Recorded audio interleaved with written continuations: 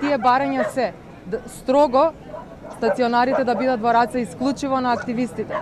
Тоа е единственото решение, бидејќи како што сега се спроведува програмата во Вардариште, правилникот, Законот за заштита и благосостојба, имаме безброј прекршувања, над 80% од Законот за заштита и благосостојба на животни и правилникот за прифатилишта се прекршуваат со начинот на кој постои Вардареште во моментот.